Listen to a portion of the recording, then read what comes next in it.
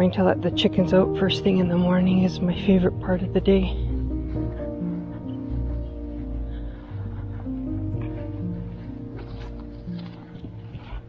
And the dogs. It's a good time to check out the yard and see what's going on, what's blooming, what's not. You can see the bees are really out early. The sun hits them first thing, and that hive number 2 just is amazing this year.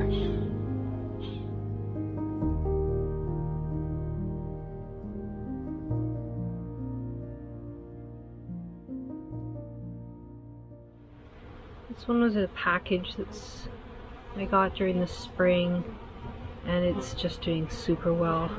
So I got 3 hives total, and I've only been beekeeping for 3 years, but why do I ever love it? I hear the girls squawking.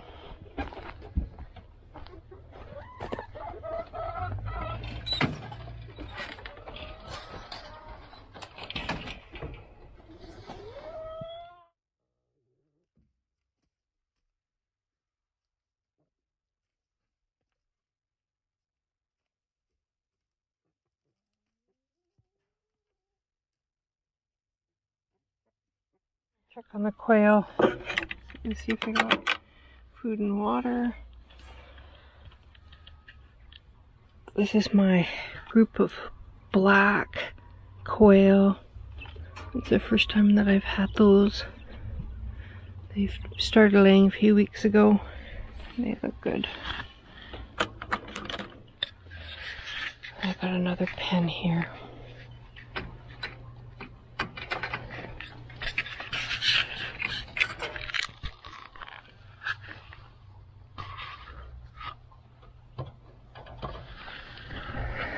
Blackberry. I have a love-hate relationship with the Himalayan blackberry. It's invasive in this area, so I have to manage it every year, but I always like to leave some because we really like blackberry, making blackberry jam and foraging for it both in our yard and in the community. And then you have to hack it back every year because it just takes over. It's also a good way of monitoring when the nectar flow is happening for the honeybees, as it's one of our biggest sources of nectar for the bees on the west coast. Something that I've learned doing this urban homesteading stuff is that you really need to use every square inch of space to your advantage. So I've got some pots of tomatoes I kind of overplanted, and just because of the food insecurity issues this year, planted a lot extra. But you just got to make use of every square inch of space that you've got. So I got a few that I've just popped down here outside as well, and also got a greenhouse full of peppers and tomatoes as well.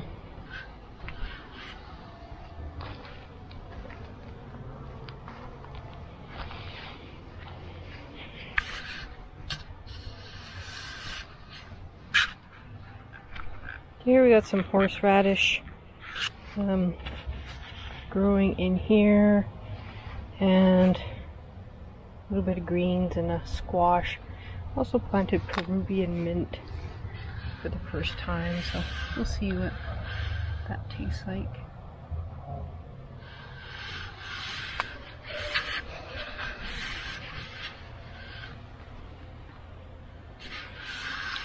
Took the Permaculture Design course, our certificate course at Oregon State University this past fall, and definitely learned a lot around the zones and your gardening. So having the bees up here on the hill allows them to get that first morning sun to warm up the hives, and then it's also their flight path is up and over to the side here, and they're not flying through the yard That's not their main flight path, so they're not annoying to the neighbors, and they pollinate the garden, but they're not flying directly into you, especially because we have young grandchildren that at this stage one of them is afraid of flying insects. So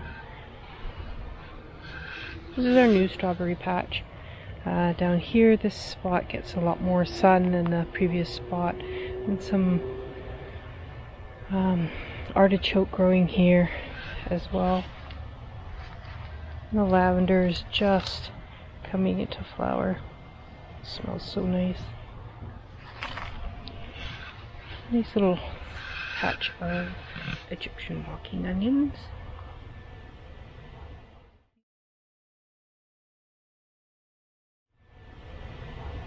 These overwinter, and the tops just fall over to the side, and they just continue to spread around. If you haven't grown Egyptian walking onions, check out the video that I did about growing those.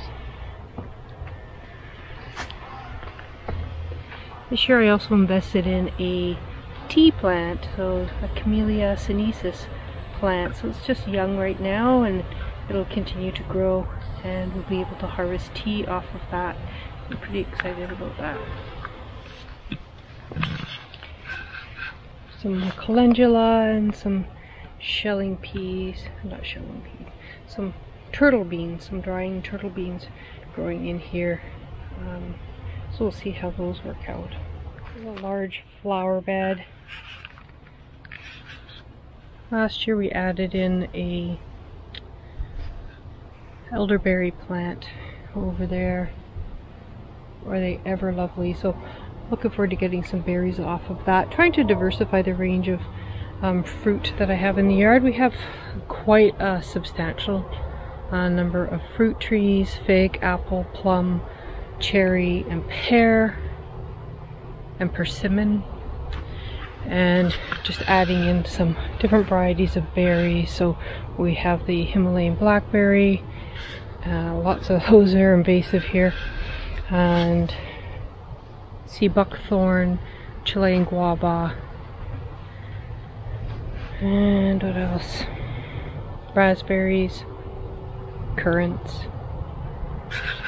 Really cold, wet spring, so the garden seems to be a little further behind. This is now the end of June, and things are really behind compared to what they normally are.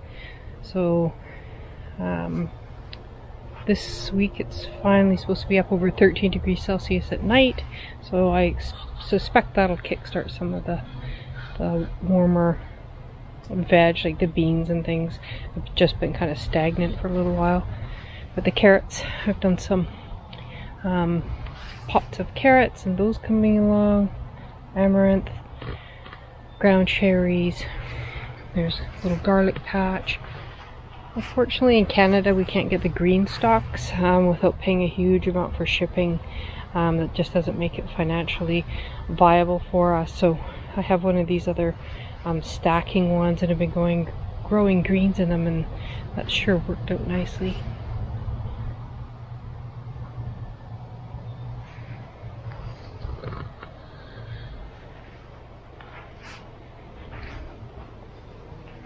This is a veg garden.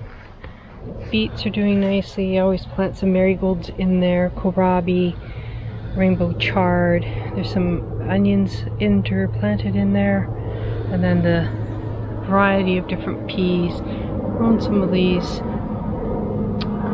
purple tendril peas, and as you can see they get extremely high. They're about 10 or 11 feet tall right now. Gonna need a step ladder to harvest those. And some cabbage. Put a couple tomatoes in here as well, and the beans, they're hopefully starting to take off in the next few days. They're up, but they're just not really moving very fast.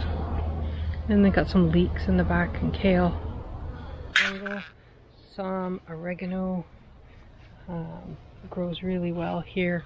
Our cherry has really been hit by aphids this year, but looks like we might get a few. And then our blueberry patch. I'm gonna get some lovely blueberries this year again. Everything's kind of on a micro scale. I'd love 5 or 10 acres, but where we are, land is really expensive, so I think we'll just stick to the 1/3 of an acre that we've got. Then a nice rhubarb patch going here.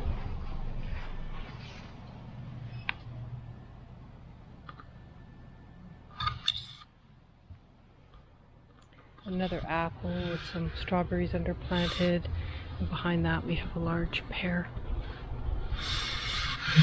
I make use of every patch of land that we've got for growing beautiful and edible things. So there's some sage, some purple sage, and we have some chamomile here as well, some sedum that blooms in the fall, and the bees just devour that. Little dwarf apple and the currant. So the currants are doing quite well. They've enjoyed the cool spring.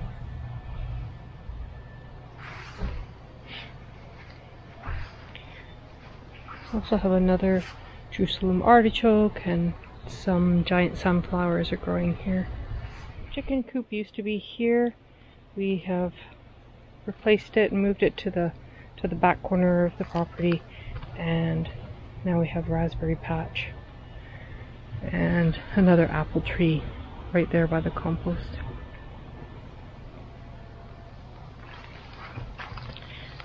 A row of tomatoes and some dahlias that have really taken a beating by some caterpillars this year. Those little holes, and they just chewed off all the tops.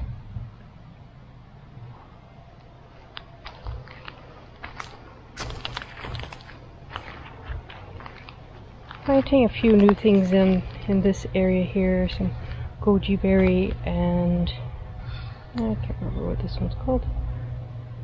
Chilean guava. Some tomatoes in there as well. A little bit of fennel. And then this is a large king apple.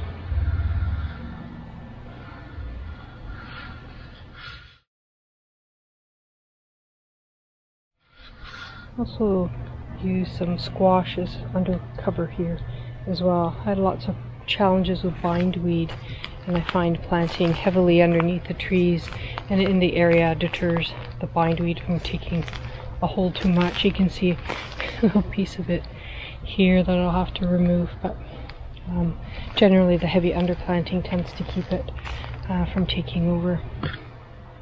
But I will need to thin that one out, and looks like we're going to get some figs. I did a really hard prune 2 years ago, as you can see there,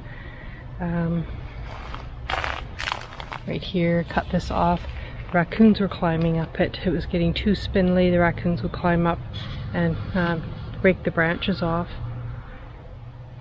But looks like we'll get some figs this year.